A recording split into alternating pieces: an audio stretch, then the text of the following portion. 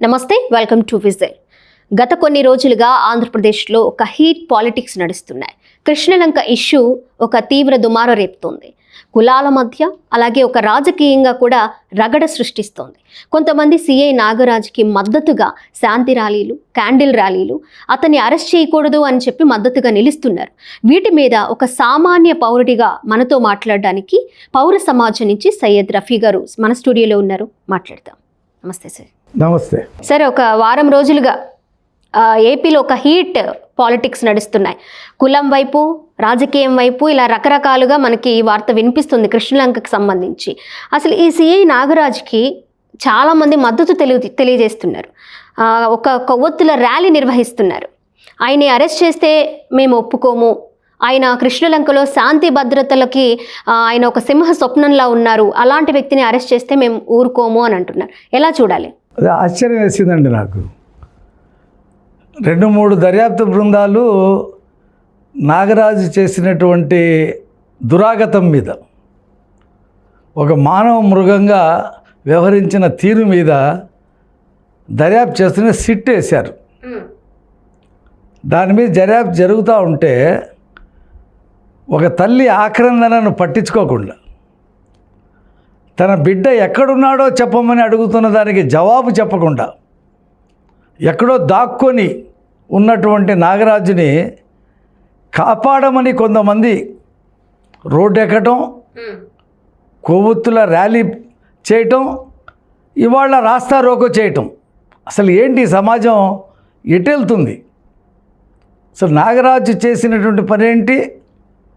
ఎక్కడో మార్కాపురంలో ఉన్నటువంటి సాయికృష్ణను రప్పించటం, గోళ్ళు పీకేయటం, కొట్టటం, చంపేయటం, శ్మశాన వాటికి తీసుకెళ్ళి బూడిద చేసేయటం.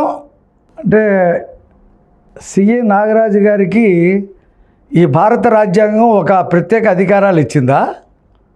ఒక మనిషిని చంపేసి వాళ్ళ కుటుంబ సభ్యులకు కూడా తెలియకుండా శ్మశాన వాటికి అనాథ శవం కింద పంపించి సమయం కాని సమయంలో 6 గంటలు దాటితే శ్మశాన వాటికలో శవాలు తీసుకోరు, అక్కడికి పంపించేసి శవాన్ని కాల్పిచ్చేసి బూడిద కూడా మాయం చేసేటువంటి అధికారం భారత రాజ్యాంగం నాగరాజుకి ఇచ్చిందా అని నేను అడుగుతున్నా. ఎవరిని?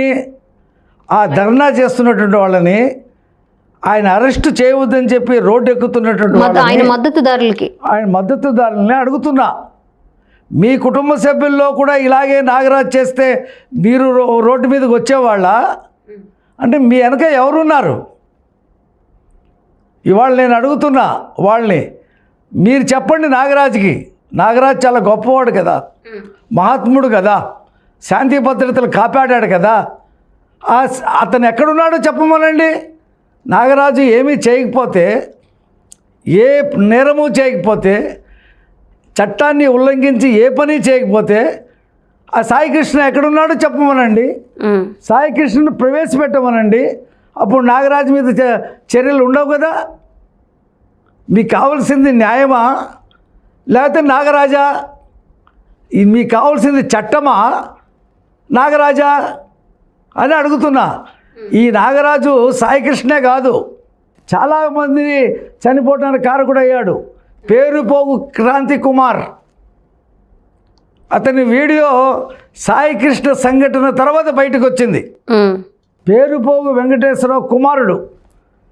ఈ పోలీసులు అతన్ని వాడుకొని రౌడీ షీట్లో పెట్టి అతని చేత కొన్ని పనులు చేయించి బ్లాక్మెయిల్ చేసి అతన్ని తరచూ వేధిస్తుంటే అతను ఓ గుళికలు తిని చనిపోతున్నా నేను నాగరాజు వేధింపులు భరించలేక అని చెప్పి ఓ 42 సంవత్సరాల వయసున్నటువంటి కుర్రవాడు చనిపోయాడు.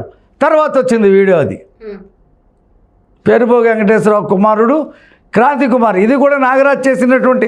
ఇప్పుడు నేరస్తుడిగా పరిగణించి అతని మీద చర్యలు తీసుకున్నాము, అతని వ్యవహార శైలి కూడా బాగుండేది కాదు అని ఎవరైతే బాధితుడు సాయికృష్ణ ఉన్నాడో అతని మీద ఉన్న నేర చరిత్ర అంతా బయటకు తీసుకొస్తున్నారు, మాట్లాడుతున్నారు. అంటే సామాన్య ప్రజలు చేసే నేరాలు మాత్రం బయట చెప్తారు, పోలీసులు చేస్తున్న నేరాలని బయటికి రాకుండా కప్పిపుచ్చడానికి ప్రయత్నాలు జరుగుతున్నాయని మీలాంటి వాళ్ళు కూడా మాట్లాడుతున్నారు ఒక సామాన్య పౌరులుగా. ఎలా చూడాలి సార్?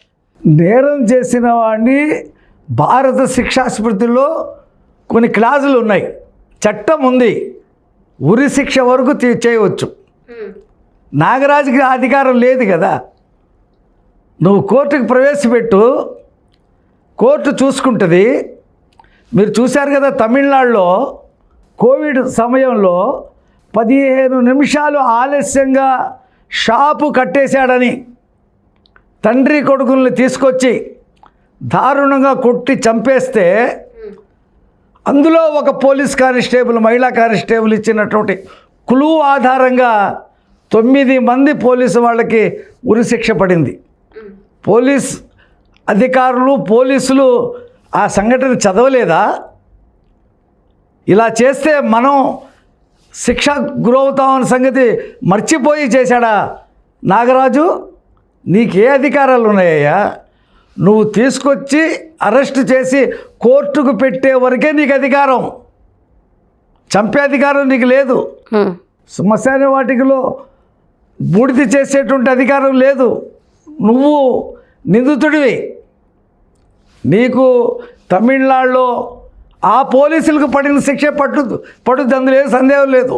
ఓకే, నువ్వు ఎన్ని ర్యాలీలు పెట్టినా, ఎన్ని కొవ్వొత్తులు తగలబెట్టినా, ఎన్ని బస్సులు ఆపినా, ఎన్ని రాస్తా రోకులు చేసిన చట్టం దాని పని చేసుకుంటూ పోద్ది. సార్, దీన్ని వైసీపీ ఒక కులం రంగు పులిమే ప్రయత్నంలోకి చాలామందిని రంగంలోకి దింపింది. వైసీపీ పార్టీకి సంబంధించిన కాపు నేతల్ని తీసుకొచ్చి ప్రభుత్వం కాపుల్ని పట్టించుకోవడం లేదు, కాపులకి అన్యాయం జరుగుతుంది, కాపులకి ఇంత జరిగినా కూడా ప్రభుత్వం చర్యలు తీసుకోవట్లేదు అని ఒక కాపు కులం కార్డు వాడుతుంది. దీన్ని ఎలా చూడాలి? వైసీపీ చేయనిది ఏముందండి? అతనికి అధికారం పోయింది, అన్నీ వాడతాడు. మరి అనంతబాబు కాపు కులస్తుడేగా, డ్రైవర్ సుబ్రహ్మణ్యాన్ని చంపింది. మరి ఆ రోజు ఏమైంది? కాపు కులస్తుడని నోరు మూసుకొని కూర్చున్నావా? అతన్ని శిక్షించమని ఎందుకు అడగలేదు? నువ్వు ఎందుకు పకడ్బందీ కేసులు పెట్టలేదు? నీ ప్రభుత్వంలో ఉన్నప్పుడు కాపులకు ఒక నీతి, నువ్వు ప్రభుత్వంలో దిగిపోతే కాపులకు ఒక నీతి. కాపుల గురించి మాట్లాడే అర్హత అసలు జగన్మోహన్ రెడ్డికి ఉందా? కాపులకి రిజర్వేషను, బీసీ కోటా రిజర్వేషన్ వద్దని చెప్పినవాడు ముఖ్యమంత్రి అయిన తర్వాత 5% రిజర్వేషన్లు చంద్రబాబు నాయుడు గారు ఆర్థికంగా వెనుకబడినటువంటి ఎకనామికల్ బ్యాక్వర్డ్ సంబంధించినటువంటి కోటాలో 10% వస్తే 5% కాపులకు కేటాయిస్తే ఈయన వచ్చి రద్దు చేశాడు. ఇది కాపు యువత, కాపు నిరుద్యోగులు, కాపులు గుర్తించరని అనుకుంటున్నాడా? కాపుల్ని రెచ్చగొడితే ముఖ్యమంత్రి అవుతారని అనుకుంటున్నాడు అతను. మరి నువ్వు పేరుపోగు వెంకటేశ్వరరావు ఇంటికి ఎందుకు వెళ్ళలేదు? పేరుపోగు వెంకటేశ్వరరావు కుమారుడు క్రాంతి కుమార్ కూడా ఈ సిఐ నాగరాజు వేధింపులు తాళలేక విషపు గుళికలు తిని చనిపోయాడు కదా, మరి ఎందుకు పరామర్శించలేదు? అంటే అతను దళితుడనా? అతను మాదిగలు వస్తుడనా? మాదిగలు నీకు ఓట్లు వేయలేదనా? మరి ఎందుకు పరామర్శించలేదు? అంటే సాయికృష్ణ విషయంలో ఒక యాంగిల్, క్రాంతి కుమార్ విషయంలో ఒక, ఇద్దరికి సంబంధించినటువంటి ముద్దాయి నేరస్తుడు నాగరాజేగా. ఈ విషయం ఎందుకు మాట్లాడు? జగన్మోహన్ రెడ్డి ఎన్ని మేకతోలు కప్పుకొని నటించినా ఆ మేకపోలు తోలు జారిపోద్ది, ఆ జంతువు ఏదో బయటపడుద్ది, అందులో ఏం సందేహం లేదు. సార్, ఇప్పుడు ఏదైతే ప్రభుత్వం ముందుకొచ్చింది, ముఖ్యమంత్రి చంద్రబాబు నాయుడు గారు ఎవరైతే సాయికృష్ణ వాళ్ళ అమ్మగారు ఉన్నారో ఆ అమ్మగారితో మాట్లాడడము, న్యాయం చేస్తాను అని చెప్పి ధైర్యం చెప్పడం, ఇదంతా జరిగింది. సో అలాగే సిఐ నాగరాజుని పట్టుకోవడము, శిక్ష పడేలా చేయడము, ఇవన్నీ కూడా జరుగుతూ ఉన్నాయి. పోలీసులు అదుపులో ఉన్నట్లుగా కూడా వార్తలు వినిపిస్తూ ఉన్నాయి. సో న్యాయం జరిగిందని అనుకోవచ్చు అంటారా సార్? అంటే ప్రభుత్వానికి ఉన్నటువంటి అధికారాలు ఎంతవరకు ఉంటాయంటే, ఒక దర్యాప్తు సంఘాన్ని వేయటము, ఆ నిందితుడిని సస్పెండ్ చేయటము, అతని మీద కేసు పెట్టడము, అతన్ని పట్టుకోవటము, అరెస్ట్ చేయటము, ఆ తర్వాత కోర్టుకి సబ్మిట్ చేయటము, అతని మీద ఛార్జ్షీట్ వేయటము ప్రభుత్వ పని.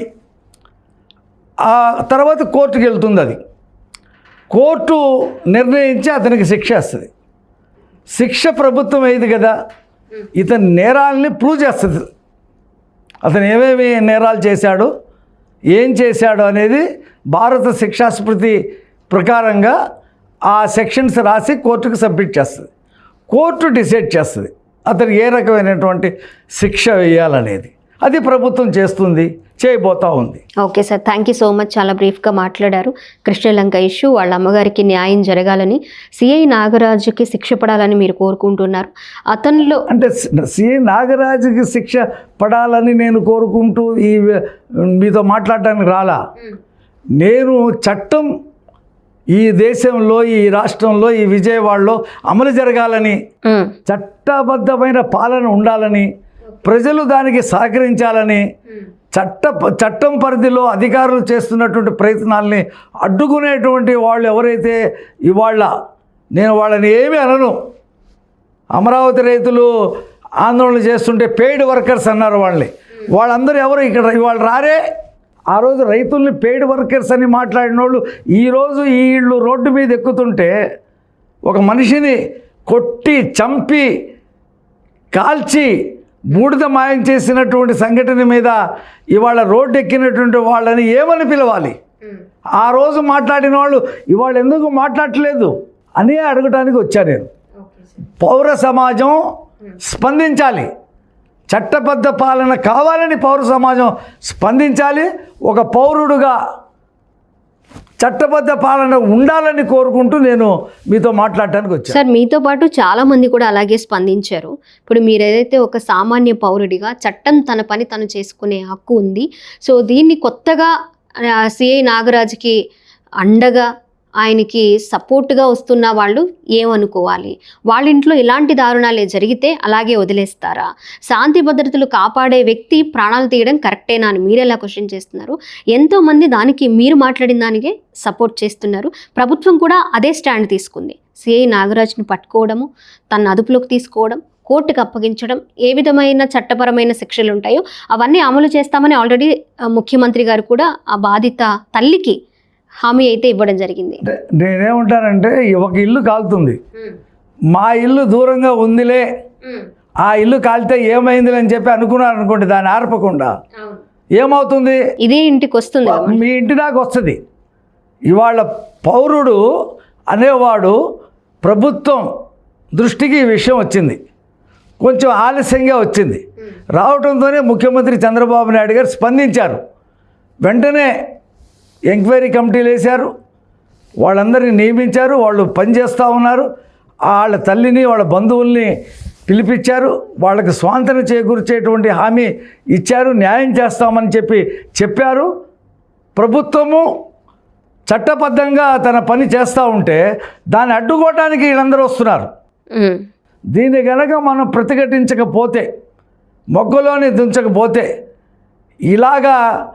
ఇలాంటి వాళ్ళందరినీ పోగు చేసి అశాంతి సృష్టిస్తారు. కాబట్టి ఇలాంటి వాళ్ళని కంట్రోల్ చేయాలని చెప్పి నేను ప్రభుత్వానికి విజ్ఞప్తి చేస్తూ ఉన్నా. Okay sir, thank you so much.